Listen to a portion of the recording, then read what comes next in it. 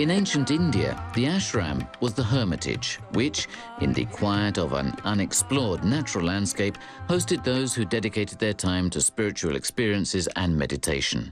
Today, ashram, which could be translated by the word protection, identifies a community dedicated mainly to the spiritual elevation of its members.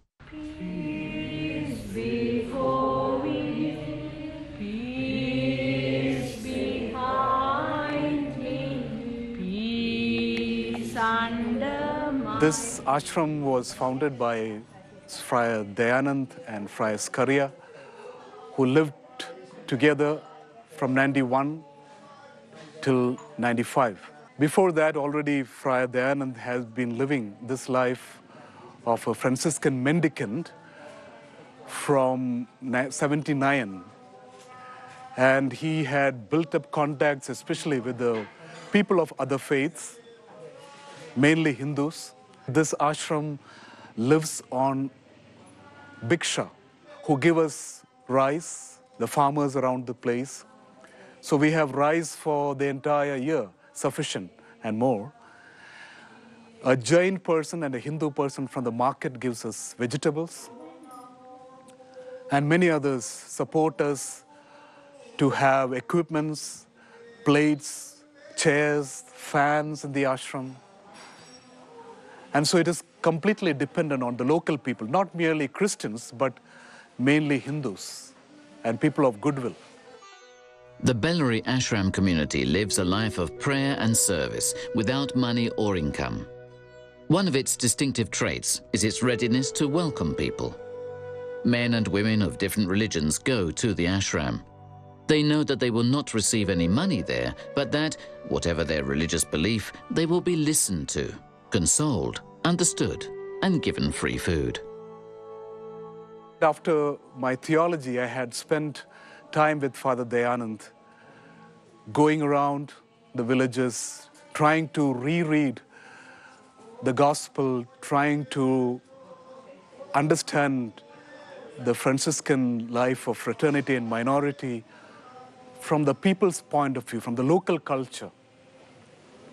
And thanks to the guidance of Friar Dayanand, I understood that there is a beautiful way to incarnate the Franciscan spirituality after 800 years in this form, where we are open to people, we are dependent on people.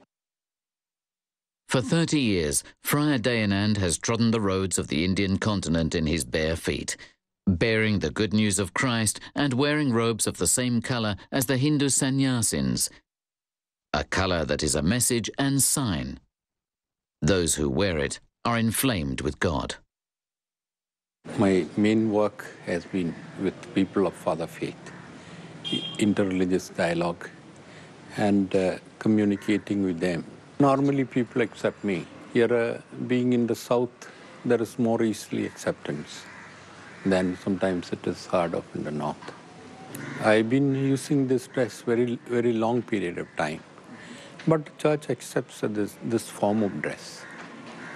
And this is something new in this area because nobody else uses this kind of dress. In an attempt to incarnate Christ in the land of India, Friar Dayanand has chosen the way of respect for the local culture. Often, during the course of his journey, people ask him for a blessing and a kind word. Through the language of love and freedom of Francis of Assisi, Christianity and Hinduism have met in an authentic dialogue.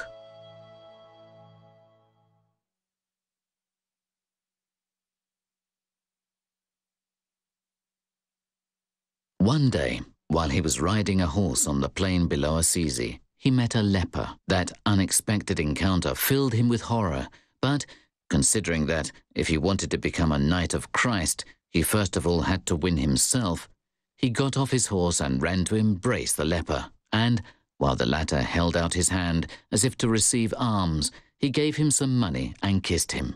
He then got back on the horse, but as much as he looked to see around, he saw the leper no more. Full of wonder, therefore, he began singing devoutly the praise of the Lord. Francis, from when he let himself be touched by the God of compassion, by the Father of compassions, is a man who distributes love and compassion.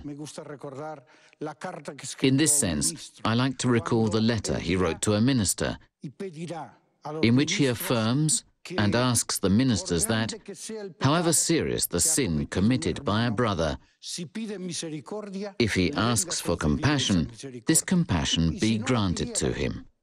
And if he does not ask for it, that this be offered to him just the same, because what counts is that the brother, and in this sense, the whole of humanity, can experience the love of God, which extends over all creatures.